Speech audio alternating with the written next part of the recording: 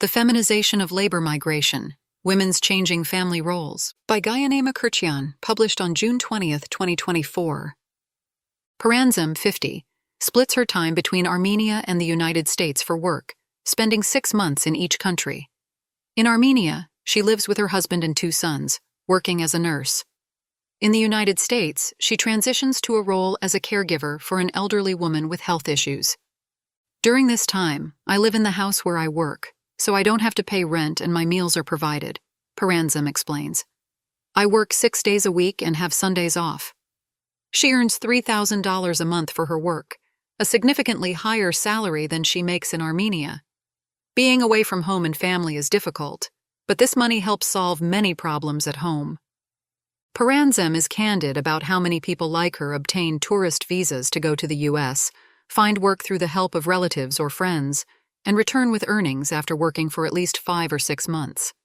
They care for the elderly, babysit young children, clean houses, work in restaurants, basically anything they find, she says, adding that she has already made this journey twice and is now waiting for another 6 months to pass before making another attempt. Of course, there is always fear because we are considered illegal workers. We enter the country on a tourist visa, and there is a risk of being stopped at the airport and denied entry, especially if they figure out why we travel so often. Tadevik Bajanyan, a migration expert at Armenian Caritas, notes that the geography of labor migration for Armenian women is different. While they travel to Russia, Greece, Iran, and European countries, they most frequently choose the U.S. and Turkey. Turkey in particular became a migration destination for labor immediately following the collapse of the Soviet Union. Unemployment and financial hardship forced women to take this route as well. Hardship, a 60-year-old hairdresser, has been traveling to Turkey for many years to work in a variety of jobs. Although she recalls being afraid at first, over time, the country became familiar. My first job was as a cleaner in a hotel, then I started sewing bags. During those years, many Russians also came looking for work. I remember a group of teachers. We slept in the same workshop, recalls Hardship. She has held various jobs and currently cares for an elderly Turkish woman. She notes that Armenian women in Turkey typically earn from $500 to $600 a month, an income they cannot secure in Armenia.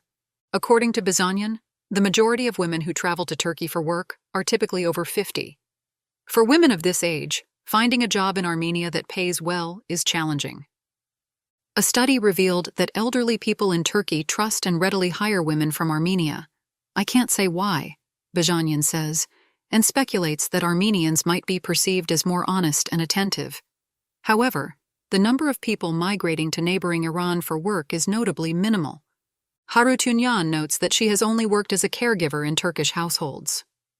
I have never had a problem. They treat me well. I also know Turkish, which I learned from my parents who repatriated to Armenia from Syria. I have no fears. They treat me with great respect. I was there during the days when Hrant Dink was murdered, and I remember that we freely discussed what had happened with the local Turks, she says. Ethnosociologist Miran Galstyan, the head of the Ethnosociology Department of the Institute of Archaeology and Ethnography, explains that Turkey is an interesting destination for labor migration. However, he notes several challenges, including historical memories related to the genocide, religious differences, and shifting gender roles. Galstyan's research reveals how Armenian women are overcoming these barriers, particularly in roles where they care for elderly Turkish men as live-in caregivers.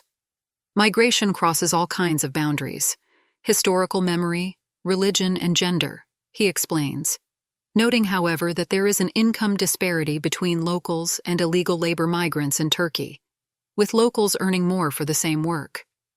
Despite this, migrants are not concerned with their status. They just need a job and a stable income.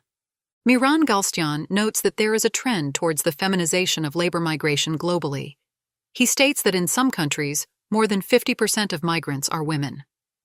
In Moldova, women make up more than 50% of labor migrants and contribute to over 10% of their GDP, says Galstyan. He compares this with the situation in Armenia, noting that such feminization is either absent or just emerging due to cultural characteristics. This issue is typically discussed in terms of traditional roles. Women seldom attribute themselves to roles or statuses that are traditionally male, he explains. They often mention that their decision to migrate is to support their family. The scarcity of literature on female labor migrants is problematic, according to Mkrtchyan. Very few studies have been carried out, and they're rarely mentioned even in Western literature, where women are typically depicted as accompanying or uniting the family. However, compared to men, women are more vulnerable. Mkrtchyan explains that unmarried or widowed women, as well as elderly women who migrate to Turkey, often face societal stereotypes. When these women work in Turkey, they frequently experience isolation within their communities, which can result in a decline in their reputation. He notes that the situation is different when women migrate to Western countries, where they have relatives. When women go to work abroad through relatives and live with them, they are not subjected to such sharp criticism. Their reputation tends to remain intact.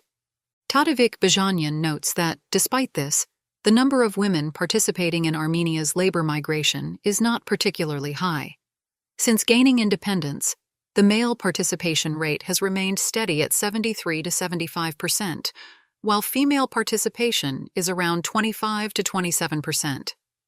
By the way, some of these women have always worked. They leave with their families, meaning they depart with their husband and children and start working, says Bajanyan. She cites Georgia and Kyrgyzstan as examples, where women nearly equal men in migration flows, and the age range is younger. In Armenia, the age is higher. Serbuhi, 54, worked for many years in a Yerevan bank. However, she has periodically traveled to the U.S. to work since 2019. We had a housing problem. We bought it with a loan and couldn't make the payments. My sister, who lived in Glendale, suggested I come to her. I had a visa, so I went, and they helped me. I started working in a bakery, then in a meat shop, and now, for 2 years, I have been caring for an elderly woman, spending the entire day with her, says Mkrtchyan. She adds that her daughter is married, and her son is all grown up. Her husband and son make do for 6 months, until she returns. The absence of a spouse due to labor migration impacts the traditional family model, altering the roles within the family. This is particularly concerning in families where men travel abroad for work and are only present for 3 months out of the year. These families form relationships remotely, Mkrtchyan says, and notes that oftentimes divorce rates are higher. He points out that these men miss critical moments in their family's life cycle, starting from the birth of a child. He mentions cases of newlywed men leaving their spouses before the couple has had a chance to adjust to co-living. Mkrtchyan notes one of the most painful changes is the number of abandoned families in rural areas. According to their studies, women often find themselves alone with their children and elderly in-laws. Despite the hardships, they do not seek divorce and live in this situation for years. Many find it unacceptable, but there is also an economic aspect.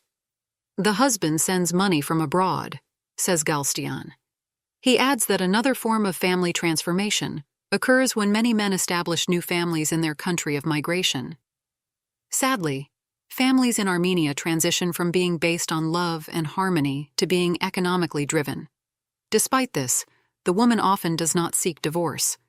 There are cases when the two women maintain contact or even visit each other. This isn't in line with our Christian culture, but it is common.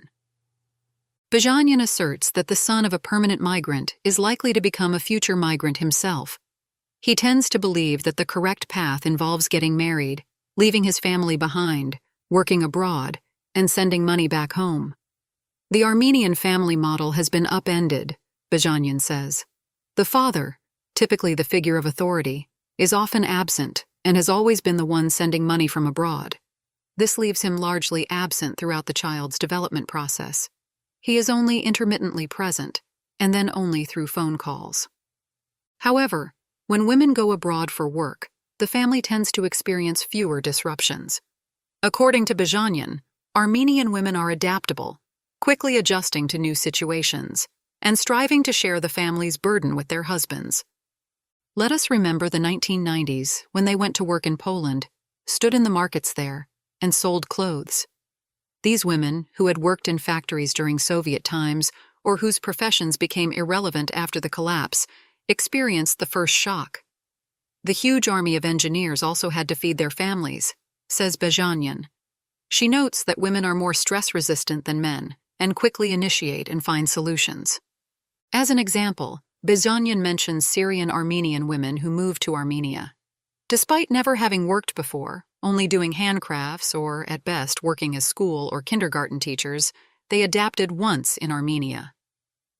In Syria, one man worked and provided for his family of 7 to 8 people.